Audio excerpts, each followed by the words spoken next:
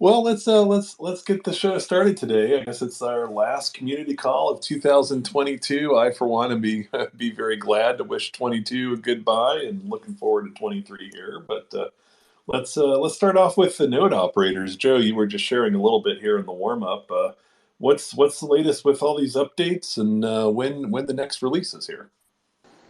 So a lot of the client teams have basically been putting out their kind of like final versions for 2022. Prism is a good example of that. Basically, just put it out there and say, okay, we're done with this year. We're gonna go AFK for a little bit, take some time off, and then we'll come back with the new year and start working on it again, that kind of thing.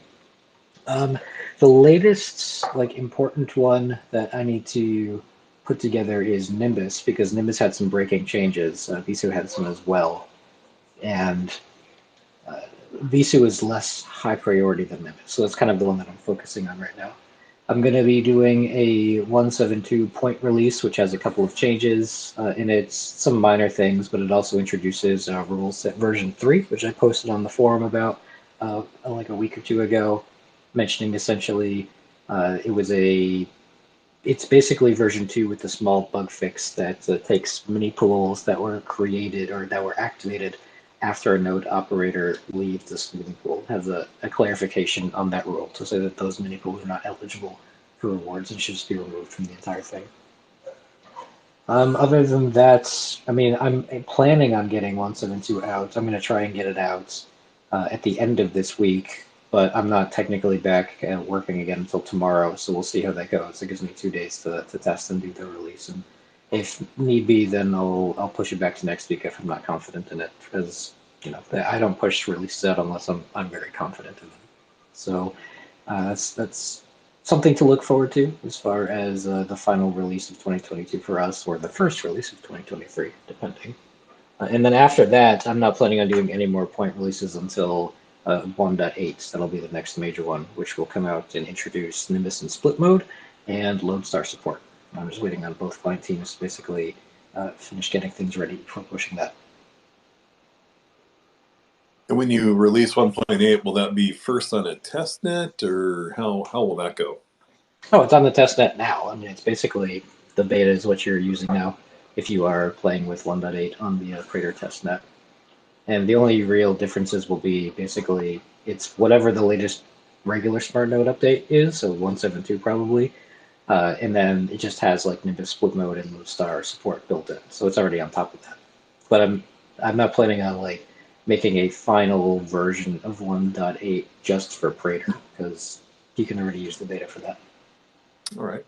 Let me follow up on two things you shared with us here. They're kind of in different parts of the agenda, but since you brought them up, good to follow up on it. I guess the first is Sure. you said the version 1.72 will have a new Merkle tree generation, and I know one of your proposals was about using the Merkle tree for, in addition to the smoothing pool ETH rewards, but also the RPL rewards. Is that what is the latest on that? Is that still part of the plan, or is it still under debate or consideration? Okay, so let me break that into two parts. It'll be better if I explain it that way. Um, right now, there are plans for what's called rule set version 3, version 4, and then beyond. So rule set version 3 is what is going to come with version 172 of the smart node stack, which will be released a little bit later. And that is essentially what we have today. It's version 2. It just comes with that minor clarification in the spec that says many pools that are activated after someone leaves the smoothing pool aren't eligible. That's it. That's the only difference. It doesn't touch RPL at all. Version 4 does touch RPL, but for most people, they're not going to notice. Essentially, what it says is if a mini pool has been exited, then it can no longer generate RPL rewards. In other words, really what that means is if a mini pool is exited, then it is no longer considered in that node's total effective stake calculation. So if you have a lot of RPL staked and you exit a lot of mini pools, the total effective stake you have is going to go way down and you might hit that 150% cap. That's all it means. And it's there because we need to get that in place before withdrawals are released with Shanghai and Capella. Because we don't want people to exit their validators, get their ether back, but not close the mini pools. So they are still getting RPL rewards even though they're not doing anything for the network, and they have no risk because they can exit they can close the mini pools and get their stuff back at any time. There's no like lockup anymore.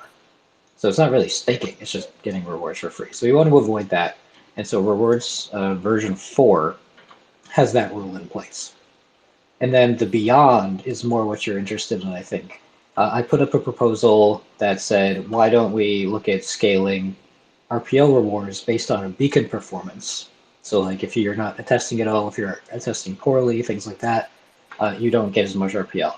And that is the one that has generated a lot of community discussion. There's a lot of interesting kind of takes on both the yes, do this, no, don't do this, and even like the you should do this, but modify it slightly. So like instead of every single attestation missed docs your rewards, maybe if you are achieving over 90% or 95%, it's considered good enough and you still get full rewards, that kind of stuff. There's a lot of ideas there. And then why don't we, instead of giving the RPL rewards that were taken from poor operators and redistributing them to everybody else, why don't we give them to rETH? And then how do we do that? And there's all sorts of fun stuff. So that is a much, much larger discussion.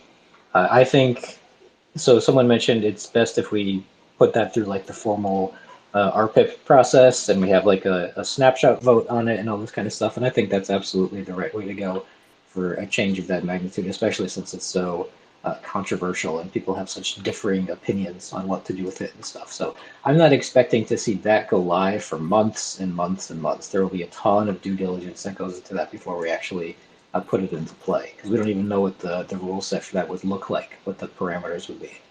And that's something that we leave up to the community to discuss.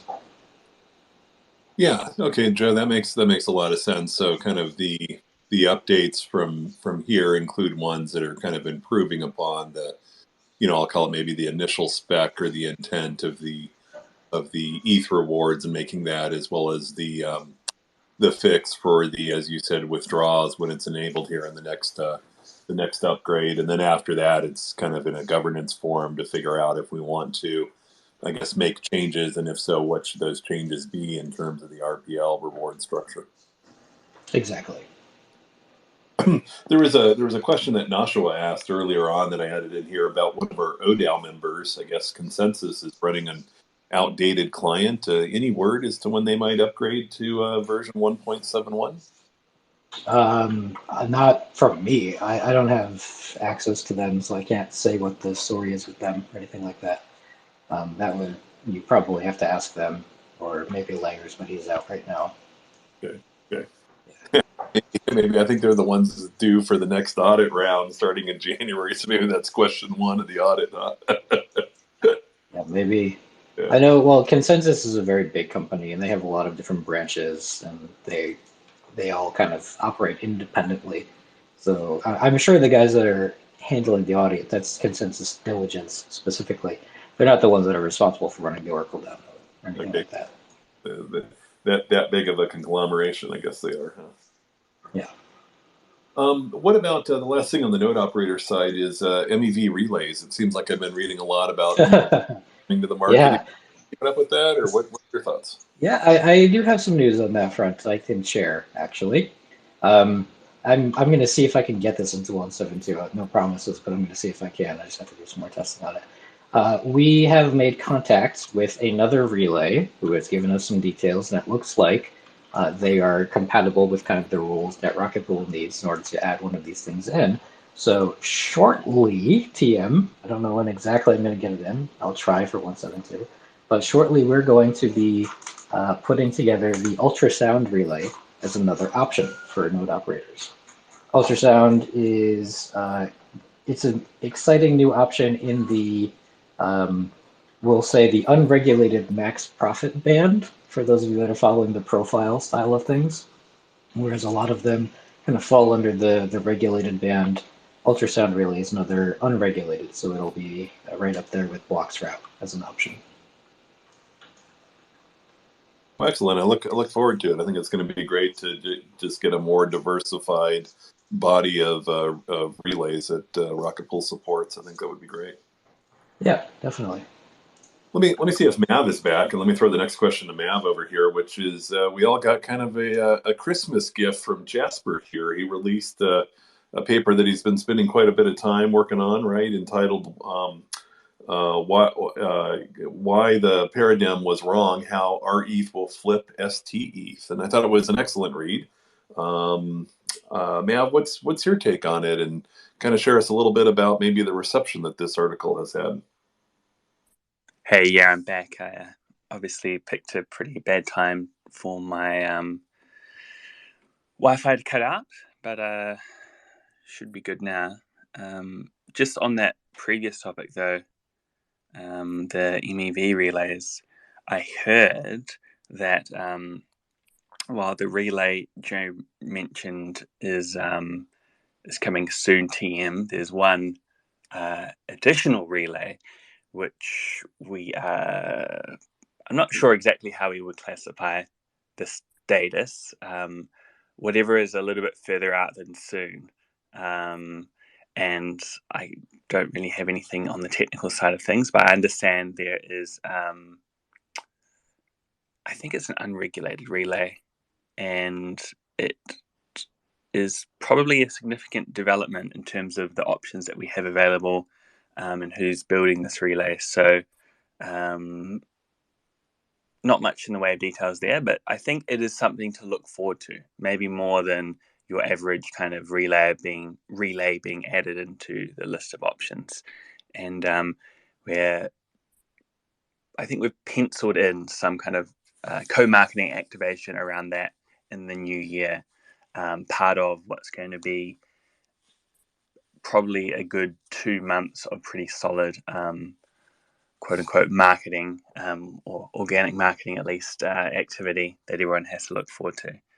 So yeah, that's pretty exciting. But in terms of your question, Ken, Jasper's piece, yeah, it certainly got a lot of traction, that's for sure. I'm just going to pull up the tweet to see if we can see the latest stats. I think with Elon's changes, we can now see views, right? Even if we're not the author. Okay, here we go. So the main tweet itself, what was that? Just over 48 hours ago, 151,000 views. I don't really know if that metric is it meaningful? What is a view? At least in terms of the engagement, it's got almost 500 likes, so that's pretty impressive. A good 120 or so retweets. So yeah, if you do have, I suppose if you're listening right now, at least you have a Twitter account. So something worth having a bit of a flick through and throwing a like and a retweet that way to help get the word out. The Twitter thread itself is a useful summary as much as a 25 tweet thread can be considered a summary. And I think that's the first of 3 kind of threads that are coming out. But yeah, the article itself is a big read. You can find it at Jasper's Twitter account. I assume it's still the pinned tweet. So his account is at Jasper_ETH. Yeah, there it is. And yeah, I mean, where to start? We could probably get Jasper on and spend a couple of hours, probably a whole day, to be honest, talking about this article, the amount of content that went into it. I do know when Whack did his audio recording, I think that top an hour and a half. It's 50 pages anyway, so it's really touching on any kind of aspect of the LSD world, and more specifically the kind of competition that's going on between the different protocols. I think for me, I did spend a little bit of time helping to do, I guess, a little bit of copy editing, you could call it. And what stood out for me is, as much as we have withdrawals coming up, and it's incredibly exciting, it's a great opportunity for Rocket Pool. It's a huge step for, the entire Ethereum ecosystem as a whole, right? I don't think it really hit me as to how big this was going to be until just the other day, really, when I skimmed through that article for the last time, it's going to be a pretty big deal, both in terms of the ability for Rocket Pool to gain market share in terms of the timing around Atlas, but also the entire staking ecosystem as a whole, right? In terms of growing that pie. There are people out there, probably more so, I'd say, the larger institutions, people with large ETH holdings, or people who perhaps may want access to those funds at some point, or even if they don't want access, they just want the knowledge that they can access those funds if and when they require them, who are perhaps holding back from staking, or certainly holding back from a non-liquid form of staking, and they may be more willing to use their funds to spin up Rocket Pool mini pools once withdrawals is an option. And of course, then you have the other entire group of people who are kind of locked in or semi-locked into their current staking options, whether they're kind of unable to withdraw, or whether the price point that their LSD is trading at kind of prevents them in terms of in terms of that withdrawal option. So for me, I think the article touches on a lot of topics that we know. I'd say there's a decent chance, if you're on this call, that you're familiar with a lot of themes, but obviously, as you'd expect, being 50 or so pages long, it goes into a significant amount of detail about some of these areas. But for me, the whole dynamics around withdrawals, that's what really stood out to me the most, and really just makes it even more important that we kind of get ready for this big event. Of course, not knowing the exact date doesn't make that easy, but everything that we're doing here in terms of Atlas, in terms of the presence at December, I think it really puts Rocket Pool in a good position to capitalize on this event.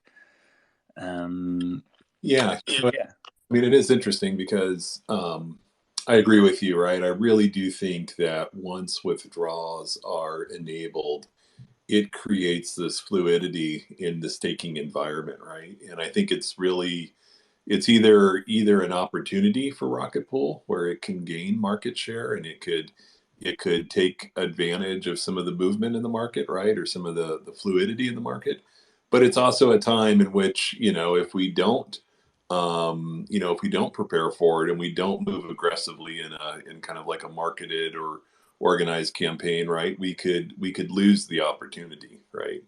And so I really do think that, it was a great read, and I would strongly support getting Jasper on one of these calls and just doing like a a discussion with it, right? Because I think it's helpful for everybody to understand the kind of market dynamics that are going to come open here in probably less than 3 months, and what does Rocket Pool need to do in order to best position itself to take advantage of that market fluidity.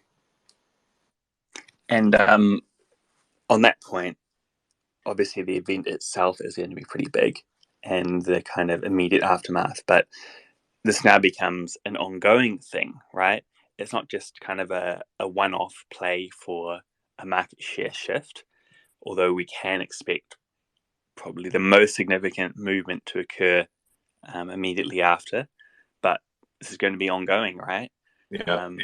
It's all very well to make a big play for a big share of the staking market, and then kind of sit back and watch that erode over time, because people who come across, who join, who spin up a mini pool post withdrawals, they will have that option to leave again in the future. So it's something that can, well, I'm confident will work in our favor, but if we're not careful, it is the balance of power can shift and swing the other way. So it's going to require kind of a long-term attention, that's for sure.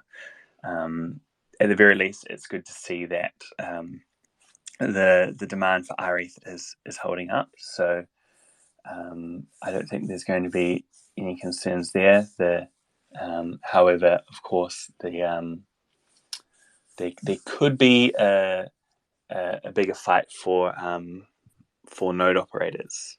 There's other protocols out there who claim that they're working on decentralized permissionless staking options. There's at least one that I heard of a kind of a launch date that's now passed. So perhaps they've figured out that this whole staking thing isn't so straightforward, not necessarily as easy as it may appear from the outside.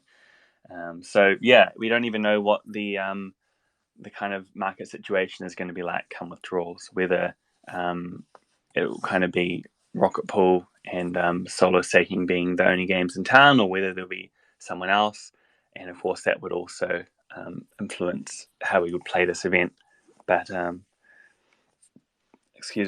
certainly something to look forward to. I think it's going to be an exciting time, a great opportunity, and I think we can get some pretty good numbers. I think there will probably be a couple of biweekly reports where we see some pretty good percentage gains in some of those metrics. Yeah. So let me follow up on something else you were sharing. You were doing a follow up to Joe's comment about the MEV relays, and at the last, maybe it was the last community call or the chit chat or whatever, Langers was sharing some alpha that, hey, maybe there's another ODAL member in the works and has an NDA on it. Is there any correlation between those two, the new MEV that you were hinting at and the perhaps soon to be announced new ODAL member? No, as far as I'm aware, there's no link whatsoever. Convenient excuse. I think I've even forgotten who was building this MEV relay, or even what kind of type of organization it was. But I do know that we do have some co-marketing planned, and yeah, that is one thing to look out for. We might get someone on as a special guest on one of these Twitter spaces. So actually, I think that is penciled in. So we have that to look forward to in the new year. But no link as far as I'm aware. No. Okay. On the ODAO topic, maybe I could ask Joe. There was a conversation about creating some form of heartbeat monitoring, right? Basically trying to ascertain which of the ODAO members are kind of up and active and submitting stuff. Joe, has there been any further developments or thoughts about how best to create a heartbeat monitor for the ODAO members? Yeah, so I'll kind of recap the state of things. So this isn't going to be new for anybody that's been sort of following the discussion, but it'll be good to get people who are not up to speed. So we definitely noticed, I would say, a couple of months ago, when the archive node shenanigans went around, that it would probably be for the best if we had a way of keeping tabs on which Oracle DAO nodes were working correctly, were submitting correctly, were active, were they had a proper archive node set up in case they needed it, those kinds of things. Basically, just in what version of the support node stack they're on, all of that good stuff.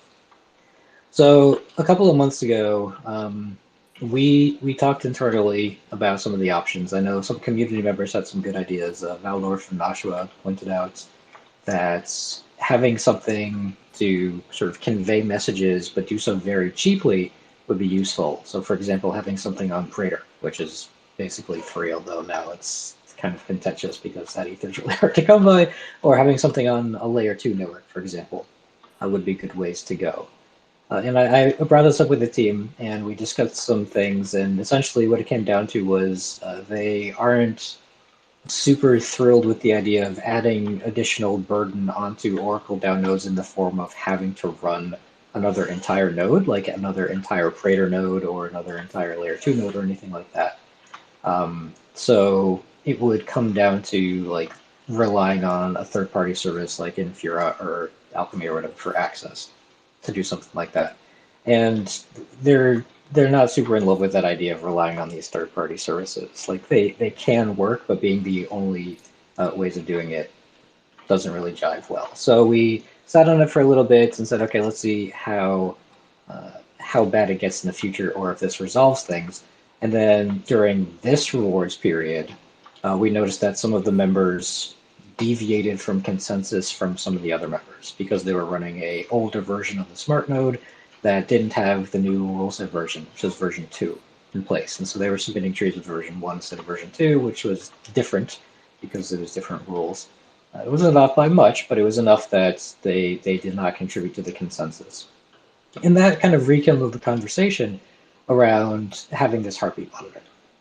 So I brought it up with the team again, and I did so a little more enigmatically this time, saying, you know, it's probably a good idea to have these kinds of metrics in place so that we can quickly assess things, or we could at least tell if something is happening ahead of time rather than after the fact. Like if somebody didn't update for one of the rewards periods, this would give us time to kind of like poke them and let them know, and hopefully they didn't just forget or something like that. And we rewrote the conversation about, do we want to put this on like a layer 2 network or anything like that. And where it landed is there's kind of two options that seem to have merit before everybody disappeared for the holidays. So the last we spoke about the heartbeat thing, essentially option 1 is, which I think is a good option, is to remove the rule from the contracts in Atlas that states once consensus has been reached on something, the remaining Oracle DAO members no longer submit things. So basically we have 15 members right now. As soon as 8 of them submit something and they all agree with each other, that's 51%, so that's quorum reached. And so the rest of them say, okay, I don't have to do anything because my vote's not actually going to matter. It's not going to affect consensus at all because it's already been attained. So they just don't do anything. And the option there would be, well, no, actually make them still submit. They have to submit even though it doesn't do anything, and that becomes the heartbeat, essentially confirming that they are submitting, they do agree with everybody else, they are in the correct version. And it gives us a good idea of how long each of their nodes would take to do something like tree generation, for example. So tree generation, building the rewards tree, takes a long time. Fizz's node, I think at this point, is unequivocally the fastest. And then some of the other nodes take like an hour longer than his does. And that's when consensus is attained. So we're not sure if the remaining members who kind of consistently don't submit it are simply running lower spec hardware and take longer to generate it, or if something is wrong and they actually can't generate it. It looks the same to us. So having a heartbeat in place would be very useful from that perspective. Anyway, the second thing, before I get on too much of a diatribe there, the second option would be to do the Praetor thing. The difference being we put together a special contract just for Praetor alone, that takes information like what version of the smart node are you running, what is the latest sort of like hash you have for the network balances report, for example, because the network balances follow the same rule set that the tree generation does for the rewards every checkpoint. And it is a good kind of approximation of how well they could generate the tree. And every time the Oracle DAO submits balances, which it does once per day, or like once every 20 hours or so, they would also submit that information to the Praetor node. And if the Oracle DAO wants to run a Praetor node, they can. If they want to run Infura instead, because they don't want to run a Praetor node, they could do that too, that kind of thing. So it's less controversial from you have to use this third-party service perspective. And I think it's a good idea because I feel like the Oracle DAO should be running on Praetor anyway, so that they can test new smart node releases before bringing them live to mainnet. So those are the two options we have right now, or we could do both provisionally. We could do the Praetor thing in the short term, and we could do the submit stuff to mainnet thing in the long term, although that's been a bit controversial with the community as well. So we haven't ultimately decided between those two options, but that's kind of where we are today, is looking at any combination of one or both of those two things. Well, thank you for kind of explaining that. Yeah, I've been kind of loosely tracking that, but that was a really good explanation. So, yeah, definitely keep the community informed of kind of how that discussion kind of resolves itself. But yeah, I think it would be really good to kind of have better metrics on ODAO performance. Yeah, I think so too. So what about, since we're on the topic, maybe we can talk about the protocol development with Atlas, everything Atlas. What's the latest with it? We've got some audits. Do we have a timeline for when we're going to play with it on the test net? Kind of give us the latest on Atlas. Okay. So again, for people who are not super familiar with the process, I'll recap it quickly. In general, when we have a major contract upgrade like this, like we had with Redstone previously, we have it audited by two independent firms, sometimes even a third. Those usually tend to be Sigma Prime and Consensus Diligence, which are very well respected in sort of the auditing community as far as catching things. The timing is different because it's very hard to get on the calendars for these guys. We can't say like, okay, at this date, both of you are going to audit Atlas, ready, go. It's more like, okay, they'll say we have this slot opening for you, so give us your contracts, we'll take a look at it at this time. And we say, okay. So we're kind of at the mercy of their calendar in that respect. But generally, we don't release information about the audits until both of them are complete because out of respect, I guess, we don't want any one of them to get information about what the other one found. We want them to view this totally independently so they're not kind of like cheating off of each other, if that makes sense. So Sigma Prime's first round of auditing did finish. We have the report from them, and Kane has gone through, found the issues that they have brought up with things, and gone through and fixed them. I mean, that's already on GitHub. I think Nashua had found that and posted a link to it too. Consensus has not finished. They haven't even started yet. They're starting in the new year in January. When they finish, then we will take a look at their report, see what's new there, see if there's anything supplemental that needs to get fixed and that we haven't already fixed as part of the Sigma one, and go back and fix that and give them the response saying, okay, hey, here's what we did. And when we get the second report from both companies giving us the all clear, then we can release the information from both of the audits. We can release the actual reports and you guys can see what's going on. So that's the process of how that is going to play out from a timing perspective.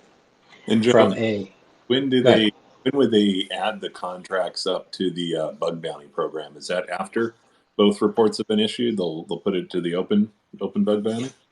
Yeah, after both reports are done, we've kind of made that public, then we'll open it up to the bug bounty. Okay. As far as Praetor stuff goes, timing-wise, I suspect we're probably not going to put things up on Praetor until we get the consensus report back. And I think we're expecting that like late January. So you're probably not going to see anything on Praetor until February is my earliest guess. Okay, and then if it hits Praetor in February, what are we thinking might be a kind of a window or an ETA for mainnet deployment of Atlas, and where does that fall with the fork Capella? So I think the intent is to have this thing live on mainnet prior to Capella. The last I heard, Capella development across all of the teams was proving to be a little more difficult than they originally anticipated. I don't know what that means as far as timing goes. I just know the intent is to have Atlas out before Capella. And if we do an early Praetor release of this thing, like in early February or something like that, that should still give us time to get there. So I would say this is not like canonical by any means. This is just me spitballing. It wouldn't surprise me to see Atlas out in March. Okay. And then remind me, once they deploy the contracts out on mainnet, isn't there like a cool-off period or a week vote for the ODAO to accept those changes, or what's kind of that timing there? Well, so the way the voting works is we basically put up a proposal. Anytime the Oracle DAO votes on anything, they put up a proposal, and there is a 7-day kind of like time before voting can actually start. So you can look at the proposal, they can assess it. It's like in the case of a contract upgrade, they can make sure the code at those addresses actually matches what is in the GitHub repository, so we're not rug pulling or anything like that. Like when Kane pushes the code up with the new contracts, he'll verify them on Etherscan, so you can see the source code is actually what is up on GitHub. There's no surprises there. So it's just like basically a buffer for the ODAO to coordinate about what this thing is, and then vote in an informed capacity. Okay. And then on one of the calls, maybe it was one of the last ones, Linger was talking about, okay, there's, I guess, a couple of settings, right? There's LEB8, there's solo conversion, there's convert a half 16 mini pool to an LEB8, getting a credit or coupon. What have you or the team talked about, like what features will be enabled when? Like, is everything enabled when Atlas is finally released and launched, or will there be stage things, like only certain things will happen after Capella or after some time after Capella? It's still a little up for discussion. I'll tell you what I know so far. The first things first is the creation of new mini pools that are LEB8s that do an 8 ether bond instead of 16. That will be enabled from the start. I don't see any reason that that wouldn't be. Solo staking migration will be enabled in the contracts from the start, but it requires a protocol upgrade, right? It requires Capella to exist so you can actually change your withdrawal credentials in order to do that. So even though Rockable will allow it, Ethereum won't allow it. Not quite yet. As far as the migration of LEB8s to 16, or excuse me, 16 to 8, I suspect from a contract perspective, they'll probably turn it on, but I won't include it in the smart node until after withdrawals. The reason being, if you migrate your mini pool before withdrawals are enabled, essentially you're going to forfeit your earnings that you've made on the beacon chain thus far. And it doesn't matter how much red text and how many disclosures I throw up there, someone's going to get that wrong. They're going to get very upset when they realize they've lost all of this capital. So I will have that probably turned off in the smart node, or at least in the CLI. And if people understand the ramifications and they really, really want to do this, they can probably do so through other means, just not through the CLI itself.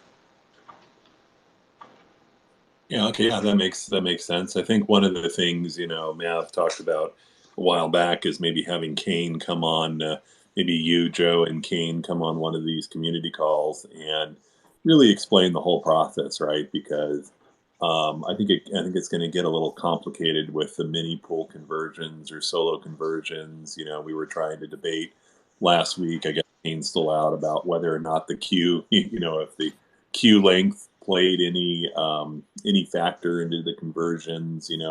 Will the ARB opportunity exist? Does it make more financial sense to chase the ARB or recover your fractional share of the earned rewards? I mean, there's so many factors to play in this thing. I think a lot of people are going to want to have different strategies coming out of this.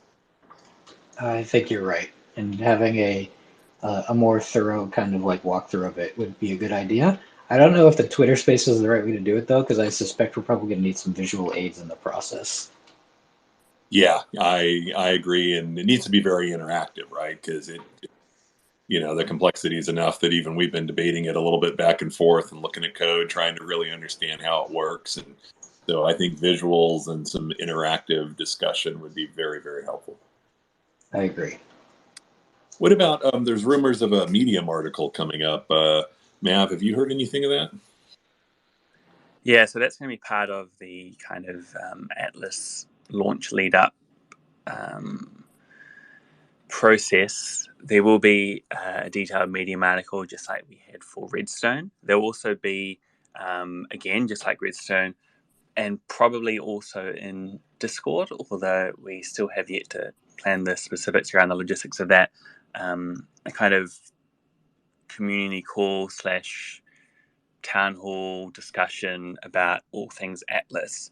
So depending on what kind of level of detail we get into, how many questions and kind of areas there are to cover, maybe that will be sufficient to kind of answer everyone's questions and to inform everyone about how best to kind of play this event, as it were. But if we need to, we can always do kind of a follow-up. But I think it makes sense to do those two events first because they're kind of more overviews, higher level introduction type things before we kind of dive too deep in one specific area. But it certainly makes sense that if there is still a lot of people who want to have that dedicated discussion on what they should do, we can certainly make that happen. I suppose all these kind of events hinge on the outcome of the audits and kind of the planned dates that we're talking about for testnet and launch. but it kind of makes sense to me that they would happen maybe late Jan. Let's call it late Jan to kind of kick things off. But we'll kind of stay agile, as it were, on that one to see kind of how the results of the audits go, at least as a first step there. Yeah, I could definitely see a lot of intersecting and overlapping timelines, right? Not only is there the ETH Denver run up, I guess your vacation in February, but now also the launch of Atlas and just the amount of education and prep work that needs to happen, and, to coincide with those dates, all with a hard deadline of Capella's coming, and that's going to be here sooner than anything. We don't want to miss Capella.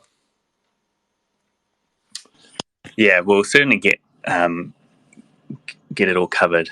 The only slightly complicating factor is not being able to kind of plan in advance when it comes to dates.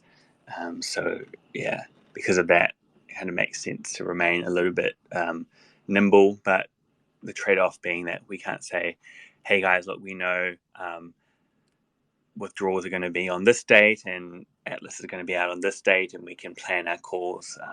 It doesn't make sense to kind of lock in dates now and need to change them later on. We'll obviously try and give people as much notice as possible. I feel like we should be able to do kind of a couple of weeks, but yeah, until then, we have to kind of wait and see. Yeah. Well, let me ask about another thing in kind of the governance thing. While all of these upgrades and protocol improvements have been going on, it seems like that both management committees have been doing a lot of work.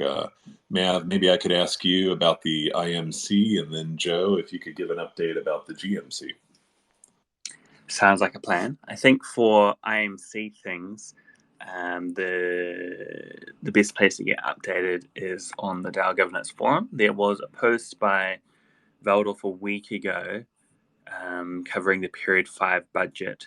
It's a pretty short post, but it pretty much contains everything that you need to know around what the IMC is thinking and the plans going forwards. Obviously, the prevailing topic here is the provision of liquidity in the context of the rETH price premium.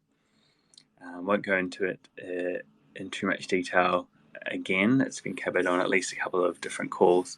But of course, as we know, the supply and demand for rETH means that it's still around a couple of percent above that reference price, while other LSDs tend to trade below. And for us, with rETH, getting back to that reference price is a bit tricky because of the concentrated liquidity that's in the way, so to speak.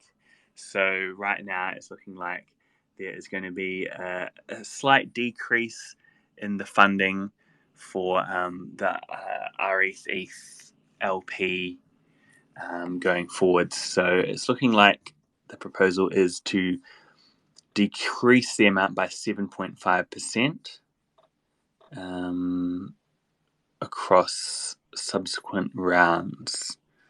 So yeah, I think this is a good compromise, so to speak. We certainly don't want to be kind of in the game of injecting incentives and then taking them away and being too erratic. There is a trade-off there in terms of you could potentially make the case of scaling back the incentives more aggressively, but then all you're really doing is training to people to kind of think in a more mercenary fashion, right?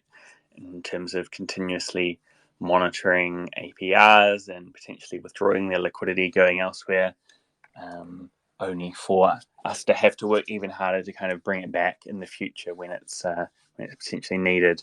So yeah, I'd say not a whole lot changing in the IMC world right now, but that's certainly the best way to stay up to date. The budget, Period 5 budget post a week ago on the DAO Governance Forum. Excellent. Well, thank you very much for that summary. Joe, what's the latest with the GMC here? Yeah, give me 1 second. Just finished up another Proteus case. Okay, GMC stuff. Basically, we have spent most of December aware of the fact that the holidays are coming up and people are going to kind of be AFK for a little bit. And we've been trying to coordinate a good time to have like an initial sort of onboarding call for everybody. It looks like that's going to happen in probably like early to mid-January. But in the meantime, we have settled on a rubric for how to grade proposals. This is for grants proposals, bounties proposals, and retroactive proposals, all three of them. And we also have a good, basically, final design in place for what an application would look like. And so we have a series of questions that are broken out by category, like what are you trying to build, who's on the team, how much is it going to cost, what's the schedule, that kind of stuff for grants. And then for bounties, it's fairly similar as well. So all the tooling, so to speak, is in place for the GMC. And we're planning on kicking off the first round of proposals in January that people can kind of throw out whatever ideas for grants or bounties they want. I will certainly be putting up ideas for bounties, not for me, obviously, just for things that I think Rocket Pool should totally have or the Smart Code should totally have, and I just don't have time to do them, that kind of stuff. And the plan is to get those in, assess them all accordingly, and distribute the monthly budget that will be given for January accordingly. So basically, stay tuned until next year, and we will see what kind of proposals we get. There have already been a couple of proposals, like Patches has sort of a draft out or a first pass out for the rescue mode, that kind of stuff. So we're planning on seeing more of those come out, and then we can assess accordingly. How's that? Yeah, that's very good. And I think the key message and takeaway is if anyone is at all interested with an idea that they'd like to get, paid for, if they've done work, right, really just be ready in early January to turn in your grant proposal or your bounty proposal. Yeah, and I'm not sure if it's been announced anywhere, but we do have the application templates out that you can fill in for those proposals. Those are good to go. Yeah. Let's see. I'll see if I can find that later on. If not, then I'm sure we can post an announcement saying here they are. Have fun. Yeah, or somebody listening to this can post it in trading for everyone to read. The one other thing I was thinking that I kicked around a little bit on the Discord in the conversation, but it does seem with Atlas coming up and withdrawals, we do need to start having a more in-depth conversation about a couple of data set points, right? Like the ETH rewards are going to be returned to the rETH contract. And I was surprised. I learned that it's I believe 10% of the deposit. Is it 10% of the deposit pool or 10% of the actual TVL value? But anyhow, it was a really large number, and I thought, wow, we don't want to keep that much ETH unutilized or unstake. I mean, certainly we'll want to, provide parity back to the true value and allow people to cash out our ETH back to ETH if they want to. But it just seemed like those numbers were set, unreasonably high, and at some point, I kind of feel like we need to have a discussion about what those numbers should be and whether or not those should be adjusted in front of the Atlas. I don't know. So you're talking about the withdrawal buffer? Yeah, the withdrawal buffers and so forth. Yeah. Oh, okay. Yeah, I mean I think that was just a placeholder value they put together when the protocol first launched because withdrawals were nowhere near ready yet. I don't think you're going to have anybody arguing that having more due diligence on those exact numbers would be a good idea. I think that's totally fine. Yeah, something I think we should kick around the community to try to figure out what the right number should be. Sure, totally. What about the latest on the dev team? I know there's a lot of people in the community that would love to be an employee of Rocket Pool. Have we heard anything from Langers on that? Has he gotten some time in front of his computer to write up a JD? Mav, I think you should take this one. Yeah, not sure, sorry. I think if anything, this would be something he'll be getting onto in the new year.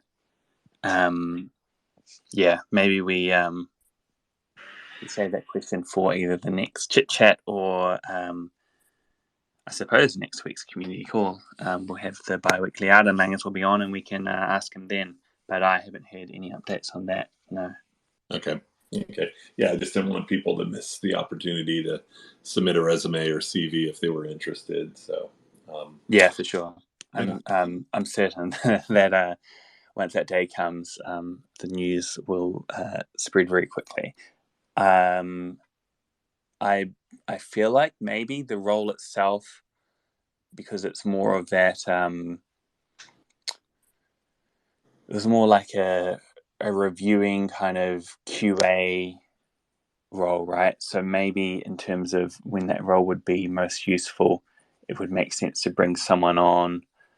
Well, I suppose in the new year, but essentially in preparation for the next upgrade, right? As opposed to if they came on right now, I don't know how useful they would be with Atlas, but yeah, let's get an update from Langers when he's on next. Okay, perfect. Well, let's talk about our favorite subject of all, at least for the next couple of months, which is ETH Denver. Mav, what's the latest that you're hearing and kind of planning on the team, and how can the community help? Well, later today, I'm going to set up a comms channel with everyone who's kind of registered for who are going to participate in ETH Denver, specifically around the volunteering side of things. It's probably a good opportunity right now for me to do one final plug for completing the Google form. So, yeah, if you are going to attend ETH Denver, or you're thinking that you might, there is in the Discord under the protocol announcements channel, if you scroll back 3 posts, so it's at least for my time zone, it's 13th of December or around then. There's a post which has a link to a Google form. If you could fill that out to help us plan, that would be great. So yeah, at this stage, going to start setting up the comms for the people who have indicated they will be able to volunteer on site. And then it's looking like we'll have at least 2, if not 3 kind of separate events that will obviously communicate once we have details of when and where locked in. There's the more social side of things with bowling and potentially other activities. I think I have to get back to Zero. We're looking to lock in a time for that. Also, potentially, I think you're aware of this, Joe, but if not, you will be shortly. There's some interest in terms of having you talk about what you're doing with Proteus. So that's something that we'll look to arrange, and either as part of that, kind of like as a bolt-on or a part 2, or perhaps if we're going to be taking too long, we can run it as a separate event, kind of a more, I guess, formal, I suppose, equivalent of like a chit chat, but in real life, really. Whereas the social event, we want to really focus on the social side and not talk shop too much, as it were. We want to kind of have an opportunity for everyone to sit down. I think it was mentioned by someone, something like a whiteboarding session, or just an opportunity to chat between the community and the team about kind of where Rocket Pool's headed, maybe bounce a few ideas around, that sort of thing. So looking to finalize dates and times for them in the new year. But if you have completed that form, keep an eye out for the comms channel that we'll set up. That's just a way to sorry, just a second here.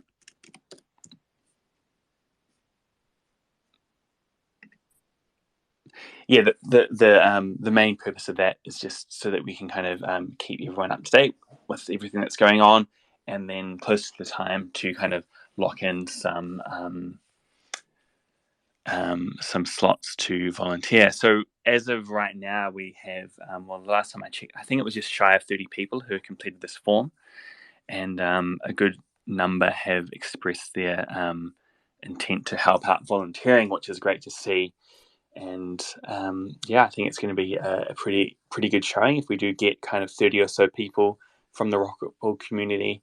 I don't know if Dave has finalized the merch designs just yet. He did put in some orders for some pieces.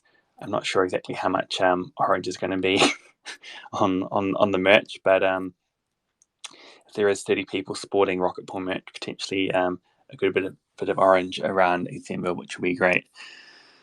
So if anyone does decide kind of late in the piece they're gonna attend, obviously having a ticket is an important thing. But in terms of the Rocket Pool side of things, we are going to keep this relatively informal.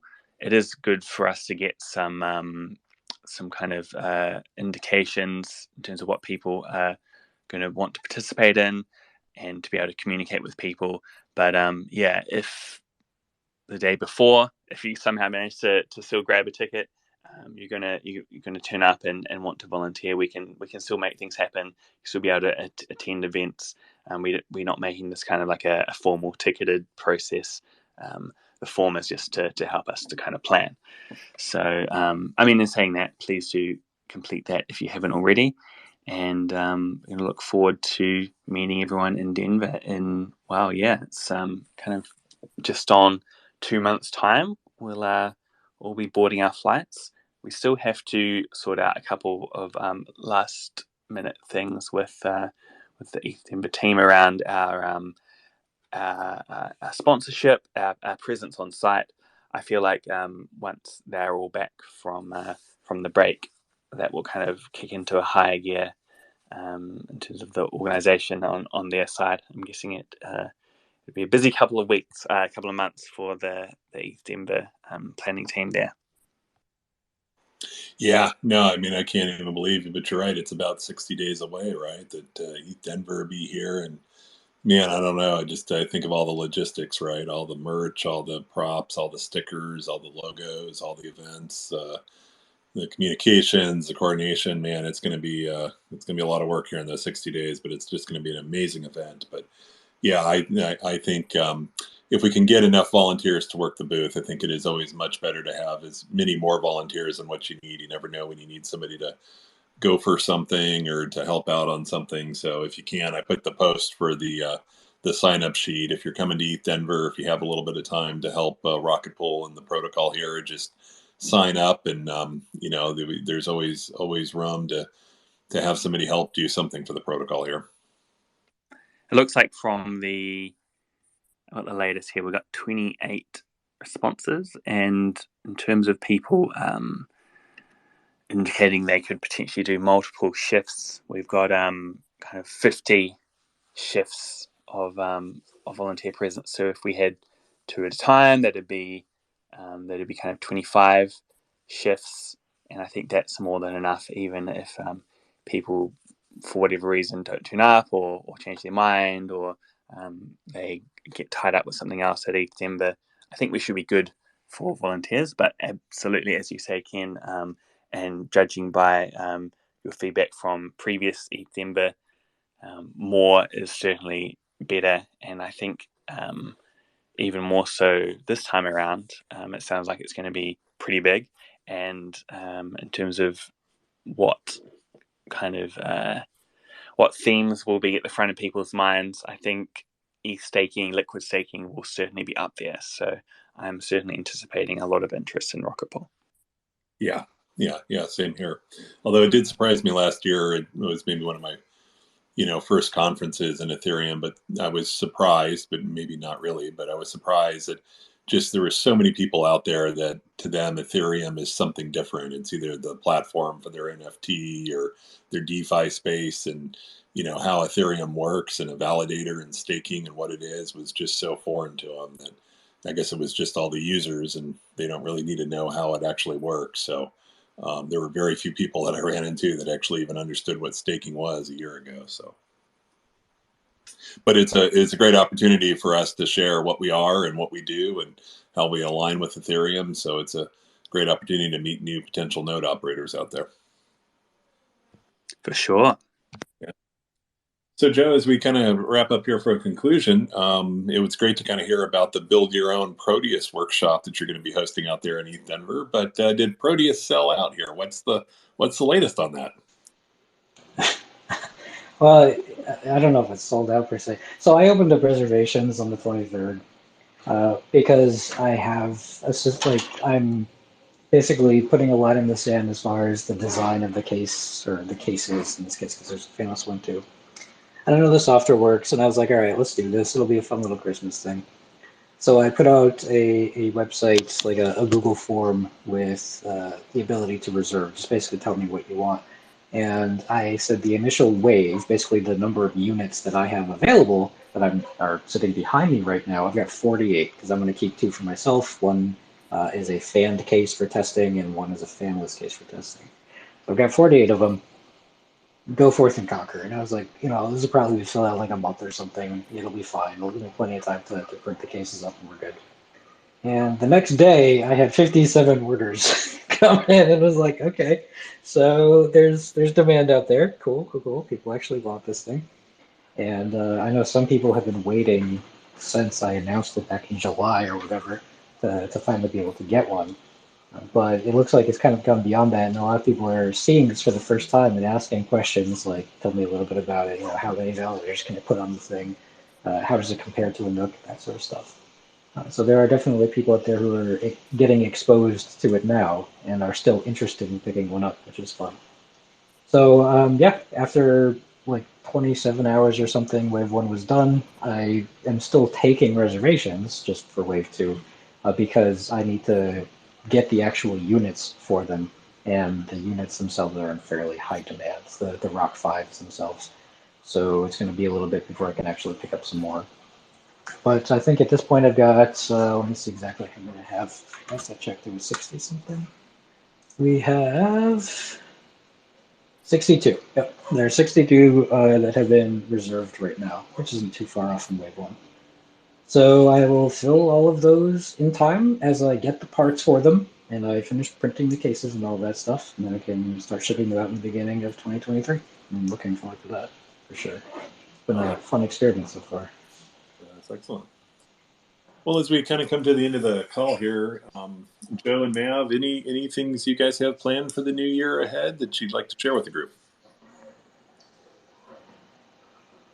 So for the first time in my rocket pool career, I'm going to be taking a vacation, which is much needed.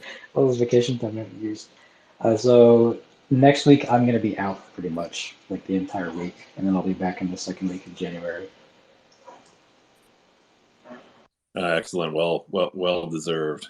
And Mav, what about you besides your upcoming vacation? Not too much for me.